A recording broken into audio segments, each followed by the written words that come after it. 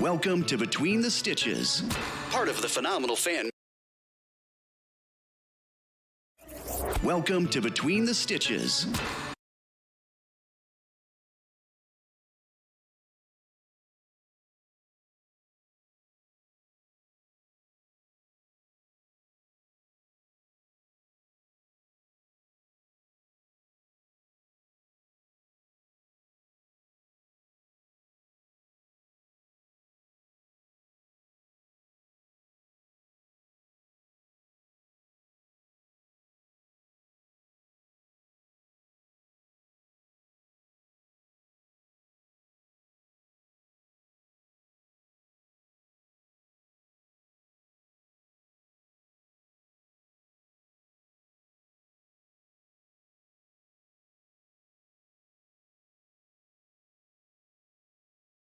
Testing 1 2. Testing 1 2. Okay.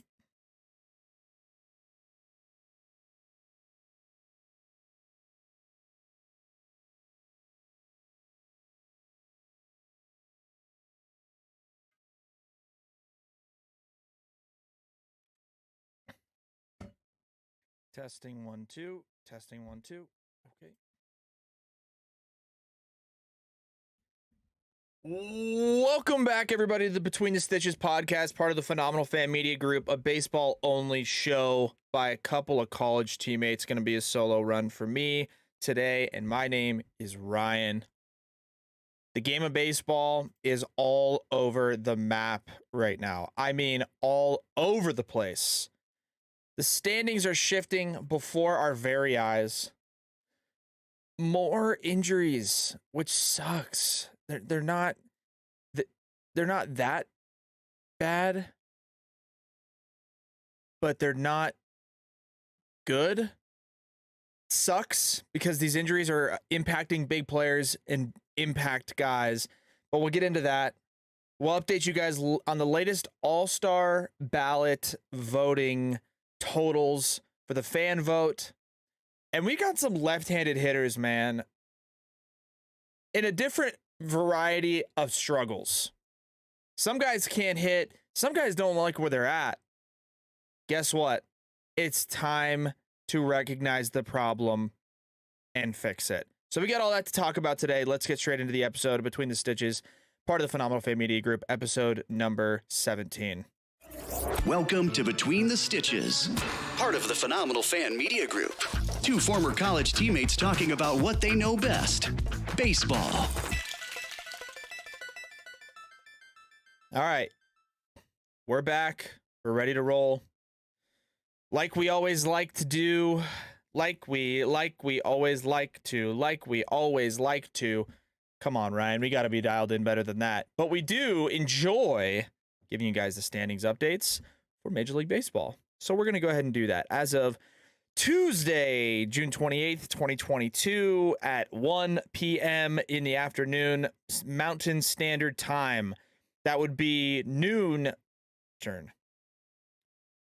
At this exact moment, the New York Yankees, 54-20.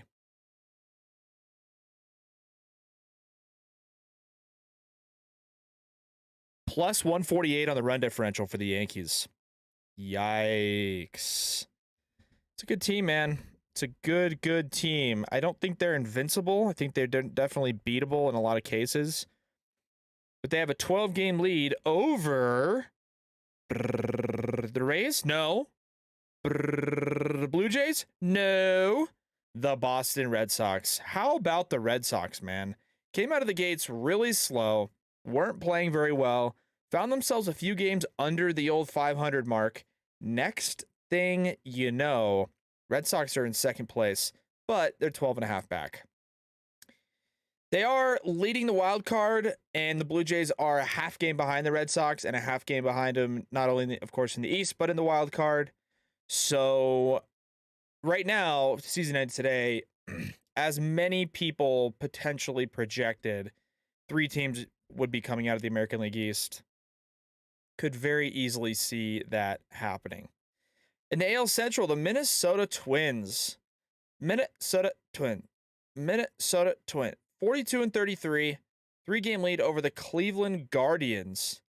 And the White Sox are just sitting in third place in the American League Central. Just sitting in third place. 4 games under 500, 4-6 in their last 10, minus 52 on the run differential. I mean, all of those indications would tell me that's just not a good team. It's just not a good team. Chicago White Sox sitting in third place. It's not going to do. In the AL West, the Astros have a commanding 10-game lead over the Texas Rangers. Rangers are 2 games under. Astros are 18 games over 500. So the Astros are still really good. Shocker. Moving on to the NL East.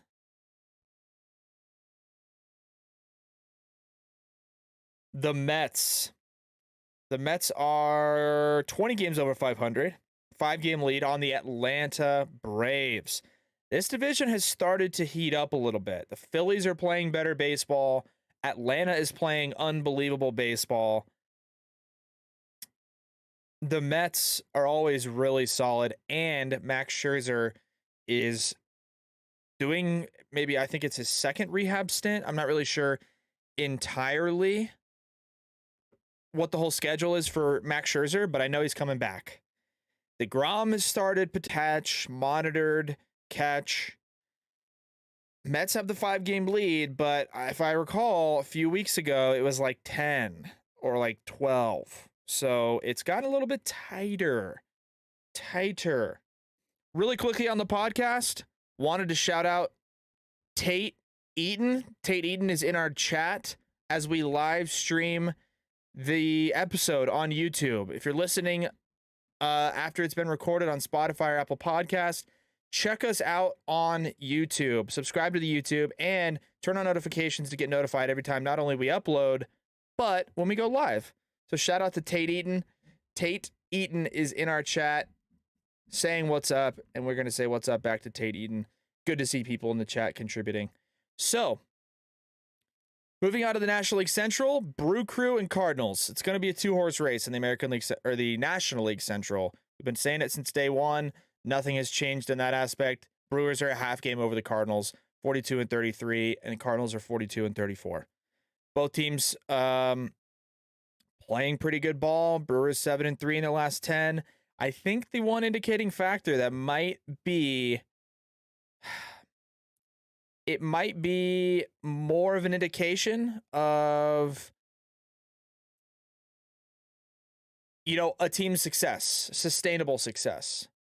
There's a couple different factors listed here on the Major League Baseball standings website, or standings page. Run differential, like we've mentioned before, but they also have a column of expected wins and losses. Okay. And that's based on runs scored versus runs allowed. And the Brewers' expected wins and loss record is 39-36. So they're 3 games better than their projected expected win-loss. The Cardinals' expected win-loss is 45-31. They're 3 games under their expected win-loss. So interesting to see. The Cardinals also, that in doing so, direct correlation, plus 69 on the run differential. Milwaukee is plus 18 on the run differential. So basically what that shows me is that the Cardinals are scoring a little bit more. They're not letting up as many runs. And to me, that's an indication for success. So I wouldn't be surprised if the Cardinals end up taking this division when it's all said and done. The National League Western Division, potentially the best division in baseball. It's either the NL West or the AL East, but I will say the Dodgers are holding steady, 45-27 in the NL West. First place, game and a half up on the old Padrinos. Padres are 45-30, and in third place, the Giants are 39-33. Bottom of that division is just bottom barrel Cardinals and Diamondbacks and Rockies. The Cardinals are not in the NL West. Obviously, we just talked about them. So, Dodgers They're good. I don't know what else to say. Plus 128 on the run differential. Second best run differential in the sport of baseball. Their expected win-loss is 50-22. So they're playing 5 games under their projected expected win total. Interesting developments, in all honesty. Very, very interesting. I think most of these are where a lot of people expected them to be. Nobody really, I don't think, expected the Yankees to just completely pop off the way they have. But it could very easily shake out. Well, I mean, the White Sox are underperforming. People hoped to see Seattle play well. They haven't. And that's pretty much it for the most part. So, running through one more time. Standings check, East to West, American League to National League. Yankees in first in the AL East, Twins in first in the AL Central, Astros in first in the AL West, Mets in first in the National League East, Brewers in first in the National League Central, Dodgers in first in the National League West. If the season ended today, the 2 wildcard teams out of the American League would be the Red Sox and the Blue Jays. The 2 wildcard teams out of the National League would be the Padres and the Braves. So, there you go. Now you have the update. Baseball standings right then and right there. Okay? Another kind of sad, unfortunate news. Another big injury. We talked about it before. Guys like Machado's going down. Obviously, DeGrom has been not contributing. Scherzer's been hurt. Mookie Betts cracked a rib. So it sucks when guys get hurt, but it sucks even more when it's like freak stuff. And I don't know if that's just how it's been this year and if it's something that maybe we could notice better than other years. But the amount of freak injuries in baseball this year is alarming, maybe? I don't know if that's the right word. Mookie Betts, collision, broken rib. Manny Machado running down the line, slips over the first base bag, hurt. Bryce Harper, yeah, he gets hit by a pitch up and in, but it's not like the pitch hit him in the shoulder or even the face. The top hand, thumb, finger. Like, what? Weird, man. And either way, Harper gets hit in the thumb with a 97-mile-an-hour fastball from Blake Snell. I hate seeing guys go down like that. And Harper's been really good. He's going to come back and play at some point this season. So hopefully the Phillies are, in contention and Harper can sort of light a fire when he comes back. Hopefully, potentially. We'll see. We will see. Okay? All the well wishes to Bryce Harper. Hopefully he comes back as soon as possible. I don't know what the hell is going on with these injuries. But they suck, and I don't want them to continue. I don't think anybody wants them to continue. Okay? All-Star ballot voting update. The update came through yesterday. The standings, I believe the new format that was implemented a couple years ago is the voting goes on with the public. They vote for one player at each position in each league, and then the top 3 guys from each position subsequently go into a second round, which those 3 are up for the starting position. More than likely, 2 of those 3, but 2 of the 3, meaning there will be a starter at shortstop and a backup, right? There'll be a starter at catcher and then a backup, potentially 3 catchers in some cases. So going through the list in the National League, updated all-star voting. Wilson Contreras is leading for the Cubs at catcher. No shocker. Good pick. Paul Goldschmidt's leading at first base in the National League. No shocker. Good pick. Jazz Chisholm at second base is leading by like 150,000 votes over Ozzie Albies. That should hold up only because Ozzie Albies is hurt and potentially done for the year. Third base, Manny Machado's got a 500,000 vote lead over Nolan Arenado. That should hold up, and both of those guys should make the All-Star team no matter what. Trey Turner's leading at shortstop. That should hold up, and that's the best pick. He's the best player. DH, we just mentioned Bryce Harper. He's going to win the popular vote, but he won't be able to start, and it looks like William Contreras will potentially start. I don't know, though, because maybe they'll throw somebody else in there. I don't know. In the outfield, the top three vote getters for the National League, Mookie Betts, Ronald Acuna, Jock Peterson. Those are the top three best outfielders in the National League. Good picks by the public. In the American League, Alejandro Kirk is leading at catcher for the Blue Jays. He's going to start the All-Star game. He should start the All-Star game. And believe it or not, I think the two All-Stars right now at the catching position in the American League are Alejandro Kirk and Jose Trevino of the Yankees. I don't think Salvador Perez has been very good. The rest of them haven't been very good. So, good for them. First base, Vlad Jr. is leading by a lot of votes. He should make the All-Star team. Ty France will probably make the All-Star team. I hope he does, man, because Ty France has had a great year. We love Ty France on this show. Second base, Altuve is going to win it. Third base, Jose Ramirez and Rafi Devers are battling. At the last update, Jose Ramirez had about 30 or 40,000 vote lead, which is not much. 1.2 million for Jose Ramirez, 1.185 million for Rafi Devers.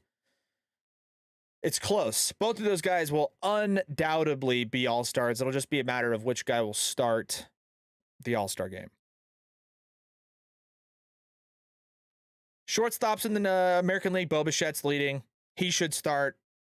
I don't think he maybe is the best, but he will probably most likely be starting.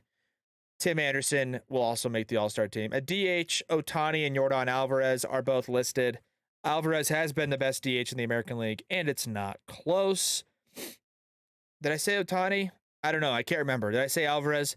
Alvarez has been the best DH, but Ohtani will also make the All-Star team. In the outfield, in the American League, right now, the top three vote getters, Aaron Judge, Mike Trout, George Springer. Giancarlo Stanton 4, Taylor Ward 5. I really hope that Taylor Ward gets in because he had such a monster start to the year. And because of that, I think he just deserves a look, at least. So right now, I think all the voting is right where it should be. I think the public's done a really good job. I think it's been a good showing so far for the public. I don't know if much of those will change, but nevertheless, I mean, right now I'm guessing as a Padres fan, the Padres that will be on the team, probably Machado, probably Joe Musgrove, and probably I'm guessing at one of the like Taylor Rogers, the closer for the Padres, has been pretty good. Just looking through here, though, I mean, there's not like one team in particular that's going to be dominating. I guess the Blue Jays, Kirk at catcher, Vlad at first, Bo Bichette at short, George Springer in the outfield. Yeah, so potentially the Blue Jays will have, 4 guys in the starting lineup. But yeah, it's interesting. It's interesting to see the voting updates. It's cool to see, man. It's fun to watch. It's exciting. It is what it is. It's fun. It's this and that.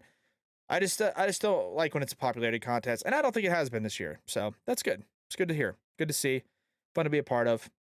Interested to see, because right now, like we talked about in the beginning of the show, June 28th. What do we got? 2 weeks till the teams are completely finalized. So, I mean, that's not long. Very interesting. Very interesting to see. So, good for them. In other baseball news, College World Series, Ole Miss closes it out. They take down... Who did they play? Ole Miss takes down Oklahoma in 2 games. They're national champions. Back-to-back national championships in baseball for the state of Mississippi. Last year is Mississippi State. This year is Ole Miss. Good for them. College baseball is electric. Go watch it every chance you get. Obviously, the season is over, but next year. Now, on to the lefties we talked about, okay?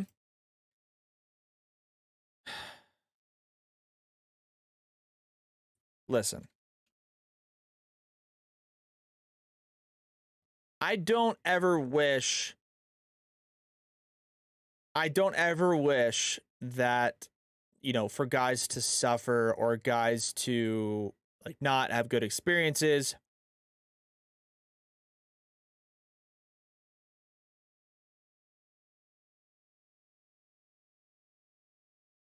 I don't know. It's hard because you're like, oh, you don't like a team, maybe a specific player. Like, I'm a Padres fan. I like the Dodgers, right? So Freddie Freeman goes to the Dodgers, and immediately I'm like, man, that sucks because I liked Freddie Freeman, never had a problem with him. Now I'm just like, man, I can't. I'm not gonna root for him now. I don't really care. Like I don't want to root for Freddie Freeman because he's on the Dodgers and he picked just the worst fucking team to go to. So Freddie Freeman's on the Dodgers. And for those of you who saw the just events that unfolded over the past weekend, Freddie Freeman is clearly not happy with his situation in LA. That's not to say that he doesn't like LA or his teammates or being on the Dodgers because they're good.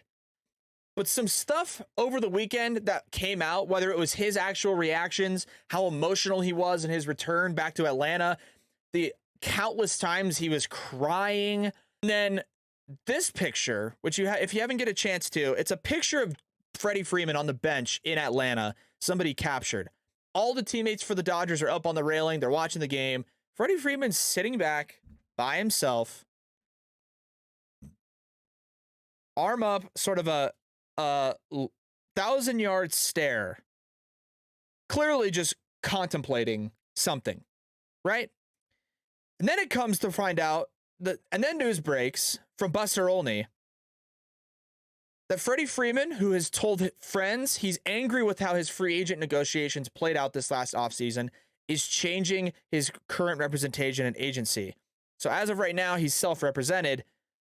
But after crying all weekend and now displaying frustrations with how he doesn't like, after voicing his frustrations with how his free agent negotiations went this offseason, it's pretty clear that it sounded like his first priority was to stay in Atlanta. Now, nobody knows the details about why that didn't happen, but the point is, he's not 100% all in, bought in, excited to be an LA Dodger. That is a very apparent fact. The question is it affecting his play? Doesn't seem like it. He's still having a great year, still contributing to the team, but at the end of the day, it's very clear that Freddie Freeman wishes he would have been able to get back to Atlanta in some capacity and probably would have taken a small discount to do so. But he's the one who made the decision. He chose the Dodgers. Now he's got to live with it. I don't feel bad for him. He's living in LA. He's making 20 plus million, 26 million a year to play baseball. I don't feel bad for him. If you really want to go back to Atlanta, make more of a fucking effort. I don't know what to say. Okay? Make an adjustment, right? That ties into the other left-handed batter that's struggling, the two that we wanted to touch on. Okay?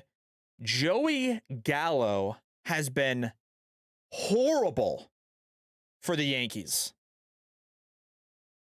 Horrible.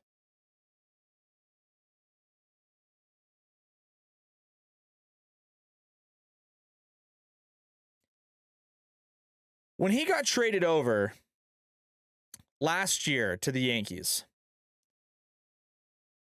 in 58 games, Joey Gallo hit 160 with 13 home runs. Okay? It's not the worst, but it's also not good. 707 OPS is not good. Okay? This year with the Yankees, he's played 61 games, so more games. He has 9 homers. He's hitting 169 with a 618 OPS.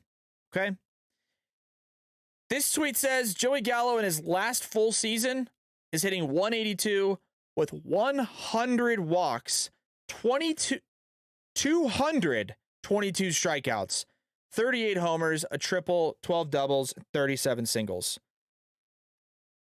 Call me crazy, But that doesn't look good.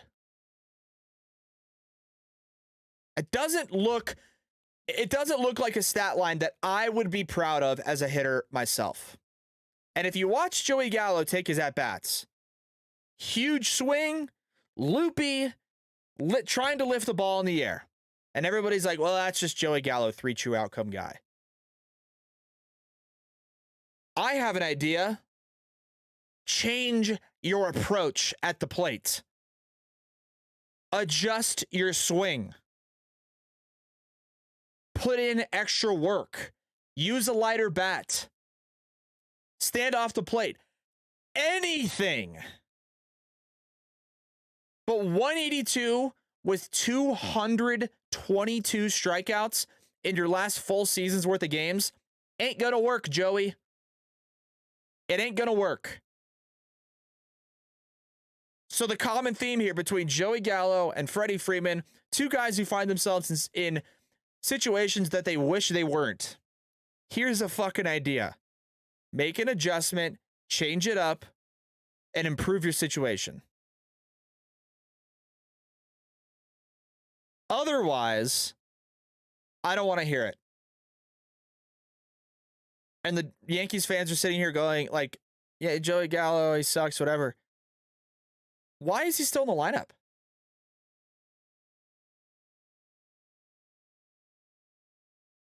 Why? I'm serious. If you want a guy to adjust and not play as much, and I don't know how much they're paying him, right? That's another big factor. But if you want a guy to adjust, send him down to AAA. Now, I don't know how you can fix the Freddie Freeman situation because he, he's stuck with the Dodgers. Maybe he can demand a trade back. I don't know. I don't know how that works. But, yeah, man, for either of them. Because Joey Gallo has had some big years, man. He's had some big years. In 2019 with the Rangers, he hit 253. He had 22 home runs in 70 games. So it's not that many games. But he had 22 home runs and he had a 986 OPS. In 2017, man, he hit 209. It's not good, but he had an 869 OPS. 41 home runs. Had a lot of strikeouts, but he had a good amount of walks. But if you're going to hit 41 home runs and pop out an 869 OPS, now we're talking. Now we're talking, baby. But 618 this year with the Yankees, wah, wah. That ain't going to work, man. And I'm not a Yankees fan, so I honestly could give two shits if Joey Gallo is good or not. But I remember seeing him in the Futures game. I remember seeing him, tear it up for the Rangers, make a couple all-star teams, thinking, man, this guy can play a little bit. This guy's got a big loopy swing, punches out a lot, but when he hits that ball, man, that ball is smoked. And yeah, he had 38 home runs last year, 808 OPS. You can live with it. But he was 869 on the Rangers. And then he got traded. Next thing you know, hits 160, finishes the year at 190.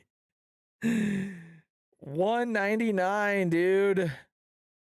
He had 38 home runs last year and 99 home runs. Third of his hits were homers. Not a fan. Not a fan. Don't like that, man. I don't like that.